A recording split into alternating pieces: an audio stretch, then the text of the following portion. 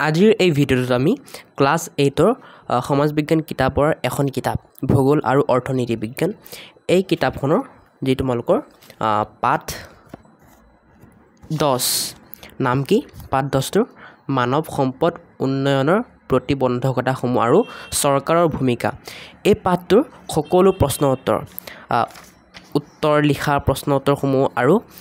অনুশীলনীৰ প্ৰশ্ন উত্তৰসমূহ সকলো প্ৰশ্ন উত্তৰসমূহ একেবাৰে সৰু কি ক'লো মই একেবাৰে সৰু আৰু সহজ সৰল ভাষাত মই তোমালোকক দিম সো ভিডিঅ'টো শেষলৈকে চাই থাকিবা তোমালোকৰ যদি এই পাঠটো বুজোৱা ভিডিঅ' লাগে বা MCQ ভিডিঅ' লাগে তেন্তে মোক কমেন্ট কৰা যদি বহুত কমেন্ট আহে কমসে কম 100টা বা 200টা কমেন্ট আহে তেতিয়াহে মই বনাম নহলে এনো বনাই লাভ নাই কাৰণ তোমালোকক নালাগিলে মই এনো কষ্ট নকৰো হয় তোমালোকক যদি লাগে কমেন্ট কৰিবা মই বনাম নিশ্চয় সো আজি এই পাঠটোৰ তোমালোকৰ অনুশীলনীৰ প্ৰশ্নোত্তৰসমূহ ফাৰ্ষ্টে চাম পিছত আমি উত্তৰ দিয়াৰ প্ৰশ্নোত্তৰসমূহ চাম ঠিক আছে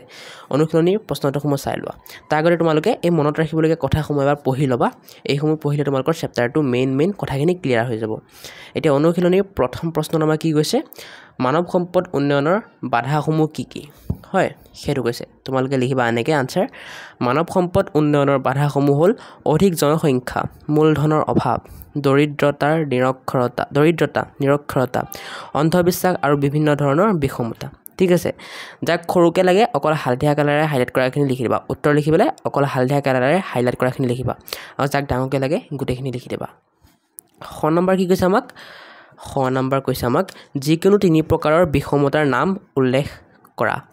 উত্তৰ লিখিবা যিকোনো তিনি প্ৰকাৰৰ বিষমতাৰ নাম হ'ল ধৰ্মীয় বিষমতা লিংগ বিষমতা ভাষাভিত্তিক বিষমতা আদি ঠিক আছে যাক খৰুকে লাগে অকল হালধীয়া কালাৰে হাইলাইট যাক ডাঙৰকে লাগে গোটেইখিনি গ নম্বৰ কি কৈছে আমাক বৰ্তমান অসমত কেইখন চিকিৎসা মহাবিদ্যালয় আছে উত্তৰ লিখিবা 6খন ঠিক আছে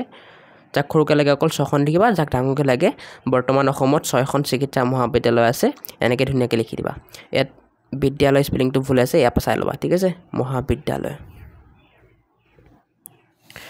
ঘ নম্বৰ কি ক'ল অসমৰ ৰাষ্ট্ৰীয় কাৰিকৰী শিক্ষা প্ৰতিষ্ঠানখন ক'ত অৱস্থিত উত্তৰ লিখিবা অসমৰ ৰাষ্ট্ৰীয় কাৰিকৰী প্ৰতিষ্ঠানখন শিলচৰত অৱস্থিত যাক খৰুকে লাগে অকল শিলচৰত অৱস্থিত বুলি লিখি দিলেই হৈ যাব অংগ নম্বৰ কি কৈছে সুস্থ শৰীৰৰ বাবে মানুহক কিহৰ প্ৰয়োজন হয় উত্তৰ লিখিবা সুস্থ শৰীৰৰ বাবে মানুহক পুষ্টিকৰ খাদ্যৰ প্ৰয়োজন হয় যাক খৰুকে লাগে অকল পুষ্টিকৰ খাদ্যৰ লিখি দিবা ঠিক আছে অকল পুষ্টিকৰ খাদ্যৰ লিখিবা আৰু যাক ডাঙৰকে লাগে গোটেইখিনি লিখি দিবা তোমালোকে ঠিক আছে এতিয়া আমি 2 নম্বৰখিনি আলোচনা কৰোঁ হা চোৱাচোন 2 নম্বৰ আলোচনা কৰাখিনিৰ ক নম্বৰটোত কি কৈছে মানৱ সম্পদ উন্নয়নৰ অসুবিধাসমূহ দূৰ কৰাৰ বাবে কেইটামান উল্লেখযোগ্য পৰামৰ্শ উত্তৰ লিখিবা এনেকৈ মানৱ সম্পদ উন্নয়নৰ অসুবিধা দূৰ কৰিবলৈ জনসংখ্যা নিয়ন্ত্ৰণ কৰিব লাগিব শিক্ষাৰ ব্যৱস্থা গাঁৱতো বঢ়াব লাগিব দৰিদ্ৰতা কমাবলৈ কৰ্মসংস্থানৰ সুযোগ বৃদ্ধি কৰিব লাগিব আৰু অন্ধবিশ্বাস আঁতৰাবলৈ মানুহক শিক্ষিত আৰু সচেতন কৰিব লাগিব সো এইখিনি লিখিলে তোমালোকৰ হৈ যাব ঠিক আছে খ নম্বৰ কি কৈছে আমাক মানৱ সম্পদ উন্নয়নত চৰকাৰৰ ভূমিকা উত্তৰ লিখিবা মানৱ সম্পদ উন্নয়নত চৰকাৰৰ এক গুৰুত্বপূৰ্ণ ভূমিকা আছে যিহেতু মানৱ সম্পদৰ মূল চালিকা শক্তি হৈছে স্বাস্থ্য উপযুক্ত শিক্ষা আৰু প্ৰশিক্ষণ সেয়েহে চৰকাৰে এইবোৰৰ উন্নতিৰ বাবে ব্যৱস্থা গ্ৰহণ কৰিলেহে মানৱ সম্পদৰ উন্নয়ন হ'ব আৰু দেশ আগবাঢ়িব তোমালোকৰ যিয়ে মোৰ ইয়াৰ আগৰ ভিডিঅ'টো চেপ্টাৰ 9ৰ ভিডিঅ'টো চাইছা 9ৰ ভিডিঅ' চাইছা তেওঁলোকে গম পাবা যে এইটো চেপ্টাৰ 9ৰ 2 নম্বৰৰ ক প্ৰশ্নটোৰ উত্তৰ গতিকে সেইটো চেপ্টাৰৰ 2 নম্বৰ ক প্ৰশ্নটোৰ উত্তৰ মুখস্থ কৰিলে তোমালোকৰ এইটো মুখস্থ হৈ যাব হয় গ নম্বৰ কি কৈছে দৰিদ্ৰতা আৰু মানৱ সম্পদ উন্নয়নৰ মাজত থকা সম্পৰ্ক উত্তৰ লিখিবা দৰিদ্ৰতা মানে কি জানা দৰিদ্ৰতা মানে দুখীয়া এনেকৈ বুজি লোৱা ঠিক আছে দৰিদ্ৰতা আৰু মানৱ সম্পদ উন্নয়নৰ মাজত এক এৰাব নোৱাৰা সম্পৰ্ক আছে দৰিদ্ৰতাই মানুহৰ স্বাস্থ্য শিক্ষা আৰু দক্ষতা বিকাশত বাধা দিয়ে যাৰ ফলত মানৱ সম্পদ উন্নয়নত হ্ৰাস পায় দৰিদ্ৰতাৰ বাবেই আমাৰ দেশৰ এক বুজন সংখ্যক লোক শাৰীৰিক আৰু মানসিকভাৱে সবল হ'ব পৰা নাই এইখিনি লিখি দিলে হ'ব ঠিক আছে দৰিদ্ৰতা মানে দুখীয়া অৱস্থা ঘ নম্বৰ কি কৈছে নিৰক্ষৰতাই কিদৰে মানৱ সম্পদৰ বিকাশত বাধাৰ সৃষ্টি কৰে নিৰক্ষৰতা মানে যিয়ে পঢ়িব লিখিব নাজানে বা যিয়ে মানে নাজানে ভালকৈ ঠিক আছে উত্তৰ লিখিবা নিৰক্ষৰতাই মানৱ সম্পদৰ বিকাশত এক ডাঙৰ বাধাৰ সৃষ্টি কৰে ই মানুহৰ জ্ঞান দক্ষতা আৰু কাৰিকৰী কৌশলতা বৃদ্ধিত বাধা দিয়ে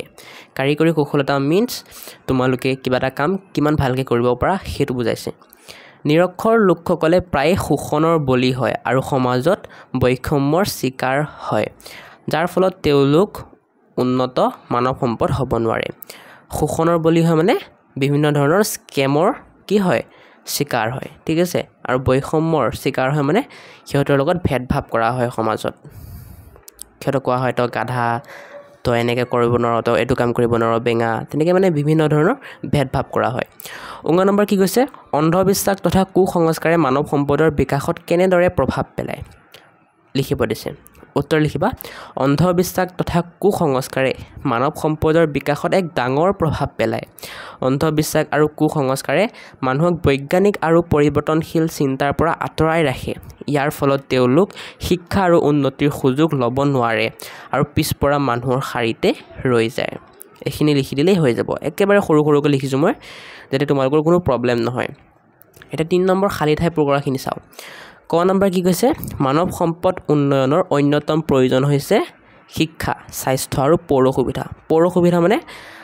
আমাৰ যি বস্তু বা যি সুবিধাৰ লাগে আমাক জীৱন যাপন কৰিবলৈ সেয়া ঠিক আছে এতিয়া ক নম্বৰ খালী ঠাইত তোমালোকে শিক্ষা বহাবা ঠিক আছে যি খালী ঠাইত বহিব মই তাৰ তলত আণ্ডাৰলাইন কৰি দিছোঁ খ নম্বৰ কি কৈছে তোমালোকৰ নিৰক্ষৰ লোকসকলে অতি সহজে বিভিন্ন ধৰণৰ শোষণৰ বলি হয় এইটো আমি অলপ আগতে পঢ়িলোৱে হয় গতিকে খালী ঠাইত কি দিবা নিৰক্ষৰ গ নম্বৰ কি কৈছে আমাক শিক্ষাৰ অধিকাৰ আমাৰ অন্যতম কি হ'ব মৌলিক অধিকাৰ হ'ব খালী ঠাইত মৌলিক দিবা ঘ নম্বৰ কৈছে 2009 চনৰ পৰাই আমাৰ দেশত শিক্ষাৰ অধিকাৰ আইন প্ৰৱৰ্তন কৰা হৈছে খালী ঠাইত কি বহাবা 2009 নম্বৰ কৈছে চৰকাৰে গ্ৰহণ আৰু কাৰ্যকৰী কৰা সঠিক পৰিকল্পনাই মানৱ সম্পদ উন্নয়নৰ গতি ত্বৰান্বিত কৰে ঠিক আছে ত্বৰান্বিত কৰে মানে পুৰা একদম স্পীডত মানৱ সম্পদ উন্নয়ন হ'ব মানে স্পীড আপ কৰে ফাষ্ট কৰে ঠিক আছে প্ৰথম নম্বৰ কি কৈছে উপযুক্ত শৈক্ষিক পৰিৱেশ গঢ়ি তোলাটো এখন দেশৰ চৰকাৰৰ অন্যতম দায়িত্ব খালী ঠাইত বহিব পৰিৱেশ বা বাতাবৰণ লৈও লিখিব পাৰা তোমালোকে ঠিক আছে পৰিৱেশ লিখিলেও হ'ব বা বাতাবৰণ লিখিলেও হ'ব দুইটাই শুদ্ধ এতিয়া আমাৰ অনুশীলনীৰ কি হ'ল তোমালোকৰ চোৱা মেক্সিমাম কুৱেশ্যন হৈ গ'ল ঠিক আছে 3 নম্বৰলৈকে হৈ গ'ল এতিয়া 4 নম্বৰটো তোমালোকৰ প্ৰজেক্ট হয় প্ৰকল্প হয় তোমালোকে কৰিব মন থাকিলে কৰিবা নকৰিলে নাই কাৰণ পৰীক্ষাত নাহে বাকী 1ৰ পৰা একদম 3 নম্বৰলৈকে যিবোৰ প্ৰশ্ন আলোচনা কৰিলোঁ গোটেইবোৰ পৰীক্ষাৰ কাৰণে ইম্পৰ্টেণ্ট হয় এতিয়া আমি উত্তৰ লিখাৰ প্ৰশ্নটো আলোচনা কৰিম ঠিক আছে তোমালোকে ভিডিঅ'টো চাই থাকা উত্তৰ লিখাৰ প্ৰথম প্ৰশ্নটো কি কৈছে আমাক চোৱা অধিক জনসংখ্যাই কিদৰে মানৱ সম্পদ উন্নয়নত বাধাৰ সৃষ্টি কৰে এতিয়া যাক সৰুকৈ লাগে একেবাৰে এইখিনি লিখিবা অধিক জনসংখ্যাই মানৱ সম্পদৰ উন্নয়নৰ বাবে লগা সম্পদৰ পৰিমাণ কম কৰি মানৱ সম্পদৰ উন্নয়নত বাধাৰ সৃষ্টি কৰে যাক ডাঙৰকৈ লাগে এইখিনি লিখিবা অধিক জনসংখ্যাই শিক্ষা স্বাস্থ্য আৰু পৌৰ সুবিধাৰ ওপৰত চাপ সৃষ্টি কৰে মানে সিহঁতক মানে একদম পুৰা প্ৰেছাৰ দিয়ে মানে সিহঁতৰ মানে প্ৰেছাৰ দিয়ে মানে সেইটো বুজি লোৱা ঠিক আছে সীমিত সম্পদেৰে বহুতো লোকক উন্নত মানৱ সম্পদ হিচাপে গঢ়ি তোলা কঠিন হয় এনেদৰে অধিক জনসংখ্যাই মানৱ সম্পদৰ উন্নয়নত বাধাৰ সৃষ্টি কৰে ঠিক আছে এইখিনি লিখি দিলে হৈ যাব যাক সৰুকৈ লাগে এইখিনি লিখিবা যাক ডাঙৰকৈ লাগে এইখিনি লিখিবা এতিয়া 2 নম্বৰটো কি কৈছে আমাক চোৱা শাৰীৰিক আৰু মানসিক বিকাশৰ কাৰণে কিহৰ প্ৰয়োজন উত্তৰ লিখিবা শাৰীৰিক আৰু মানসিক বিকাশৰ কাৰণে পুষ্টিকৰ খাদ্য উন্নত স্বাস্থ্য সেৱা আৰু উপযুক্ত শিক্ষাৰ প্ৰয়োজন যাক সৰুকৈ লাগে হালধীয়া কালাৰেৰে হাইলাইট কৰাখিনি লিখিবা যাক ডাঙৰকৈ লাগে গোটেইখিনি লিখিবা 3 নম্বৰ কি কৈছে ভাৰতৰ কিমান শতাংশ লোক স্বাক্ষৰ মানে শিক্ষিত ঠিক আছে উত্তৰ লিখিবা প্ৰায় 74% এতিয়া নেক্সট তোমালোকৰ এইখিনি উত্তৰ লিখাখিনি হৈ গ'ল আমাৰ এইখিনি যিটো আমাৰ 88 পেজত আছে 88 পেজত আছে এতিয়া আমি 90 পেজত থকা উত্তৰ লিখাখিনি চাম ঠিক আছে এতিয়া 90 পেজত তোমালোকৰ উত্তৰ লিখাৰ 1 নম্বৰটো ক'লোৱে মই হয় নাই সৰি 1 নম্বৰটো এইটো 90 পেজৰ উত্তৰ লিখাৰ 1 নম্বৰটো এইটো কোন চনত আমাৰ দেশত শিক্ষাৰ অধিকাৰ আইন গৃহীত হৈছে তোমালোকে উত্তৰ লিখিবা 2009 চনত এইটো এটা খালি ঠাইও আছিল হয় গতিকে খালি ঠাইটো মুখস্থ কৰিলে এইটো মুখস্থ হৈ যাব 2 নম্বৰ কি কৈছে সুস্থ মনৰ বাবে মানুহক কিহৰ প্ৰয়োজন হয় উত্তৰ লিখিবা সুস্থ মনৰ বাবে মানুহক সুস্থ শৰীৰৰ প্ৰয়োজন হয় যাক খৰুকে লাগে অকল সুস্থ শৰীৰৰ বুলি লিখি দিলে হ'ব ঠিক আছে এতিয়া নেক্সট তোমালোকৰ 2 নম্বৰ হৈ গ'ল 3 নম্বৰটো চোৱা 3 নম্বৰ কি কৈছে মহাত্মা গান্ধীৰ ৰাষ্ট্ৰীয় গ্ৰামীণ নিয়োগ নিশ্চিতকৰণ আঁচনিখন কোন অঞ্চলৰ মানুহৰ কৰ্মসংস্থানৰ বাবে গ্ৰহণ কৰা হৈছে উত্তৰ লিখিবা মহাত্মা গান্ধীৰ ৰাষ্ট্ৰীয় গ্ৰামীণ নিয়োগ নিশ্চিতকৰণ আঁচনিখন গ্ৰামীণ অঞ্চলৰ মানে গাঁও অঞ্চলৰ মানুহৰ কৰ্মসংস্থানৰ বাবে গ্ৰহণ কৰা হৈছে ঠিক আছে যাক সৰুকে লাগে অকল গ্ৰামীণ অঞ্চলৰ বুলি লিখি দিলে হ'ব উত্তৰ লিখি অকল গ্ৰামীণ অঞ্চলৰ লিখিবা যাক ডাঙৰকে লাগে গোটেইখিনি লিখি দিবা 4 নম্বৰ কি কৈছে আমাৰ মৌলিক চাহিদাসমূহৰ ভিতৰত অন্যতম চাহিদাটো কি উত্তৰ লিখিবা খাদ্য যাক সৰুকে লাগে অকল খাদ্য লিখিবা যাক ডাঙৰকে লাগে গোটেইখিনি লিখিবা যে আমাৰ মৌলিক চাহিদাসমূহৰ ভিতৰত অন্যতম চাহিদাটো খাদ্য এইখিনি লিখি দিলে তোমালোকৰ ধুনীয়াকৈ নাম্বাৰ দি দিব বাইদেউহঁতে বাকি প্ৰশ্নোত্তৰসমূহ হৈ গ'ল উত্তৰ লিখা আৰু অনুশীলনীৰ সকলোৰে প্ৰশ্নোত্তৰসমূহ হৈ গ'ল নেক্সট তোমালোকৰ কি টপিকৰ ওপৰত ভিডিঅ' লাগে মোক ক'বা মই নেক্সট ভিডিঅ'ত তোমালোকৰ এই চেপ্টাৰ 11 নাম হ'ল আৰ্থ সামাজিক উন্নয়নত বিত্তীয় অনুষ্ঠান প্ৰতিষ্ঠানৰ ভূমিকা